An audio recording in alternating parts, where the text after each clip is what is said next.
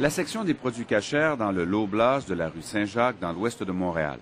3 commerces de la chaîne offrent ce service à la clientèle juive.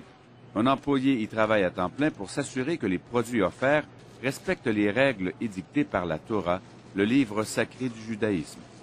Chaque produit cacher porte le sceau de l'un des nombreux organismes de certification. Par exemple, dans ce produit congelé, je vais regarder le COR avec son numéro. C'est ça ce qui me dit que, par exemple, ce produit-là vient de Toronto. Ça, c'est la certification cachère de Toronto. Toronto, c'est ça. C'est le Conseil orthodoxe rabbinique de Toronto. MK, c'est le sceau de Montréal Cacher, l'organisme de certification géré par le Conseil de la communauté juive de Montréal emploie près de 130 personnes, dont 9 rabbins et 100 superviseurs. Alors, la certification cachère, c'est assurer que les aliments qui vont être consommés par la communauté juive, qui respectent la cacheroute bien sûr, qui respectent les règles alimentaires de cacheroute, est surveillé et basé uniquement d'aliments cachers qui sont permis à la consommation. Les rabbins comme David Bannon s'assurent qu'aucun aliment interdit comme le porc n'entre en contact avec un produit cacher.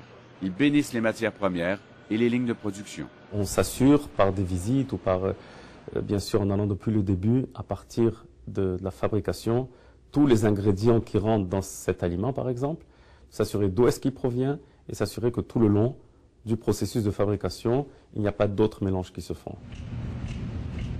Le marché des produits cachers connaît une progression fulgurante depuis quelques années au Québec. Plus de 550 entreprises, dont plusieurs importantes, ont obtenu la certification MK et les rabbins québécois ne fournissent pas à la demande. Vous ne vous en êtes probablement pas rendu compte en faisant votre épicerie, mais vous achetez des produits cachers tous les jours. Des petits pains de hamburger et des petits pains de hot dog qui sont cachers. Donc tous leurs pains hamburgers sont cachers. C'est ça, la plupart. Ça, c'est cachère? La désignation, le triangle K avec un D. Un D encore pour signifier comme quoi c'est un produit qui est fait ou avec des produits laitiers ou dans la machinerie qui a été utilisée pour des produits laitiers. Beaucoup des légumes emballés sont cachers. Par exemple, comme les petites carottes qui sont cachères, qui sont lavées cachères, d'une manière pour le rendre cachère. Les sceaux de certification ne sont pas toujours faciles à repérer, même pour l'œil averti. Celui-là est cachère. Celui-là? Dans le Minute Rice, il faut vraiment chercher des fois. Parce Même que un expert comme vous dont c'est le travail. il les cache les... Ouais, voilà. Il est. Il faut peu de temps pour remplir son panier de produits cachers. Et vous avez aussi dans les produits, toutes les croustilles. Ça aussi, hein? Oui, vous allez trouver, la plupart des croustilles sont marquées dairy. Ça c'est cachère, celui-là. Cachère? Oui. Lui ici aussi? Oui.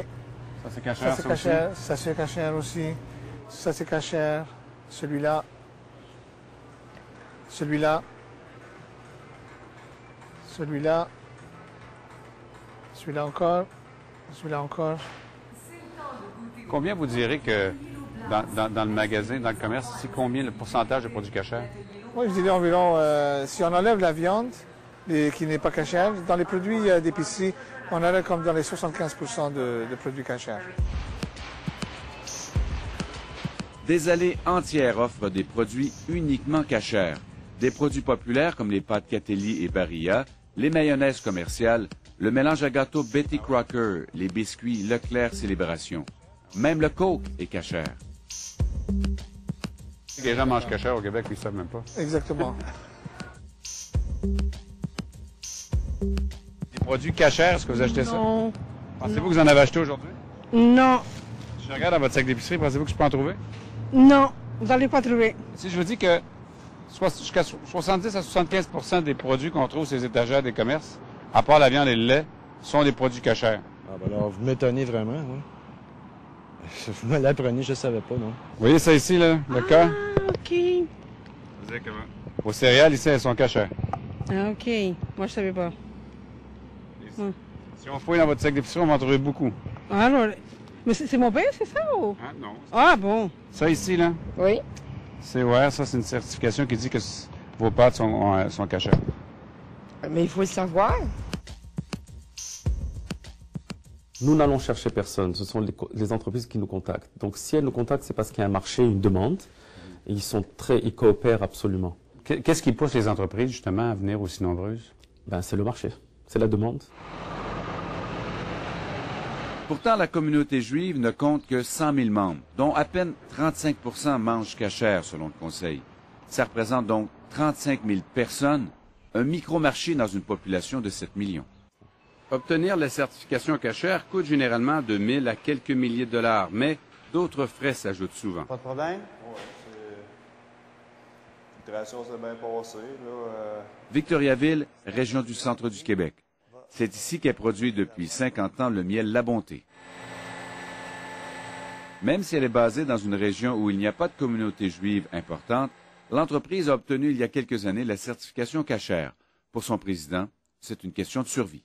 Est-ce que les grandes chaînes, justement, comme Loblaws, entre autres, vous demandent ça? Oui, il nous le demande lorsqu'on rencontre des acheteurs.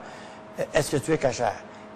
Après que tu lui as mentionné une fois, il est au courant, c'est entré dans le dossier et on va en parler. Donc, vous ne pouvez pas être vendu dans une grande chaîne sans être cachère? D'après moi, ça serait impossible si on n'était pas cachère. Obtenir la certification religieuse juive lui a demandé un effort financier non négligeable, car en plus des frais annuels de certification, il a fallu créer un poste supplémentaire. Ça peut coûter certainement 25 000 à 30 000 minimum annuellement de plus que si on ne l'avait pas.